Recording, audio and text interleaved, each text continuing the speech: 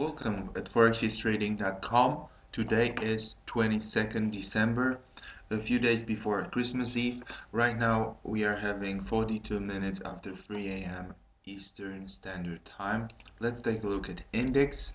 S&P 500 has broken out to the upside from this rectangle, beautiful small or medium size at 4-hour chart or daily chart right now pattern. So let's take a look at 4-hour chart. How did it happen? Well, right now this rectangle at 4-hour chart looks bigger, better, and the first breakout to the upside was not too much significant, and we came back to some lower levels, but it was a classic retracement. So if we would enter this transaction, the stop loss would be probably at least below this support resistance or the lower one. So it was a safe kind of transaction. So right now the market is moving higher, but I can't see aggressive strong demand. It's just like it was moving higher because of lack of sellers. So there is no sellers or nobody's taking big profits from those moves. Everybody's just keeping the positions for the Christmas. That's why we see small and medium candles coming in instead of big aggressive demand and huge green candles like here or it happened before.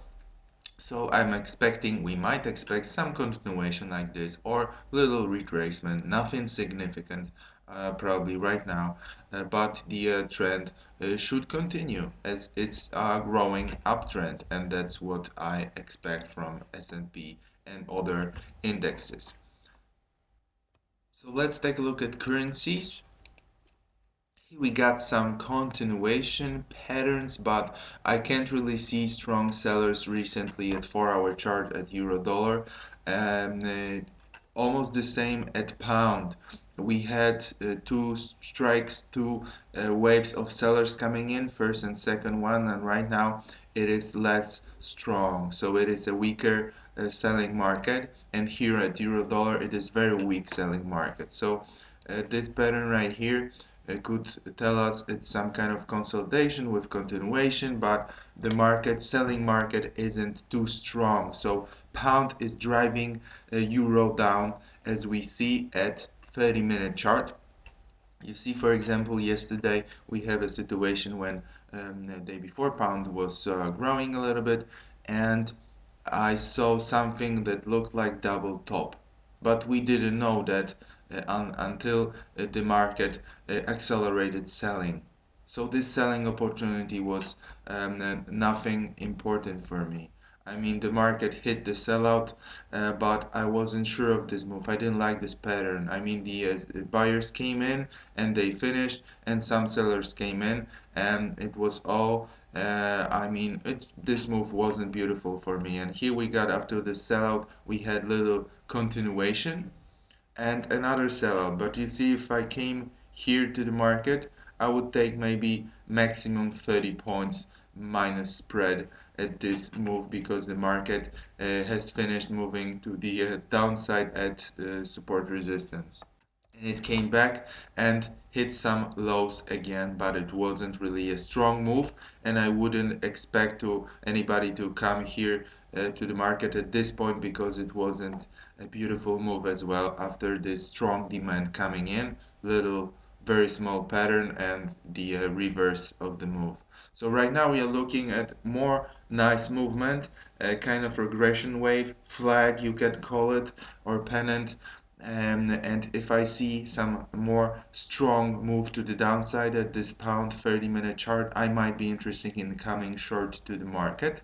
And only today we have important data, important news coming in at the market at 4:30 at pound, so that's the time I will be waiting for to know the situation, and at 10 a.m. at US dollar existing home sales. So we are waiting for this situation of news at pound, because it is less than an hour to the news publication, and I'm thinking I'm gonna wait for this moment, especially some important situation might happen after that.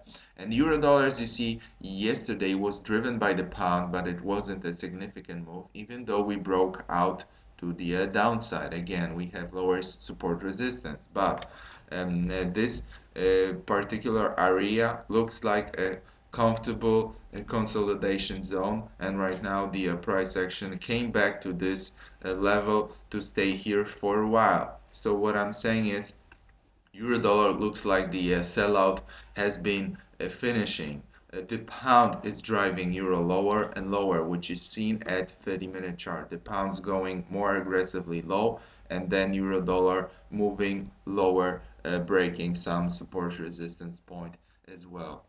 So if pound wasn't driving really a euro dollar down, we might see some consolidation and trend changing at 30-minute chart. I mean, some important buyers may be coming in like here and maybe continuing. But right now, I wouldn't be looking for any kind of strong upwards movement. And even if they happen, I would miss them. Not entering the market because I'm looking for the short position at pound and euro dollar, and anywhere it would be interesting to go short to sell some of those instruments currencies. So if any situation to the upside will happen, I will not enter the market. I will be looking only for short occasion. So many things has to happen before I will start to look for a long position. So especially interesting might be an aggressive breakout from this channel, aggressive move to the downside to enter the market somewhere at this zone, maybe lower. It depends on the strength of the move and follow through to the downside after publication data. We'll see if it's happened and how will be the quality of this movement to the downside. It is very important. So thank you very much for listening. I hope it gave you idea for today's trading day. Thank you very much.